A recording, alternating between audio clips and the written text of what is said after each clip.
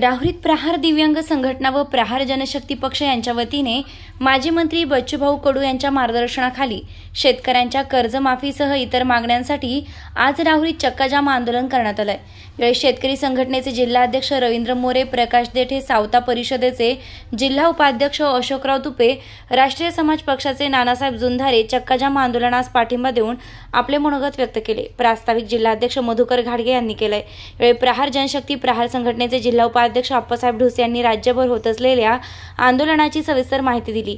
आभार प्रहार जनशक्ती पक्षाचे तालुकाध्यक्ष सुरेश लांबे यांनी केले। यावेळी जिल्हा सल्लागार सलीमभाई शेख, प्रहार दिव्यांग संघटनेचे तालुका अध्यक्ष योगेश लबडे, उपाध्यक्ष विजय म्हसे, शहर अध्यक्ष जुबेर मुसानी, संपर्क प्रमुख रवींद्र भुजाडी, तालुका सचिव दत्तात्रय खेमनार, सचिन साळवे, वेणुनाथ आहेर, अनिल पेरणे, काशीनाथ दौंड, रायभान धसाळ, पत्रकार शिवाजी झावरे, केशव जाधव, शोभा कडू, सोनाली खडके, पाराजी भोसले, नानासाहेब खपके, भारत आढाव, यासिन भाई देशमुख, फिरोज पिंजारी, बाळासाहेब गांडळ, राजेंद्र घनवट, रवींद्र तणपुरे, शिवाजी जाधव, जालिंदर हिवाळे, चंद्रकांत रेबडे, कमलेश परदेशी आदी उपस्थित होते।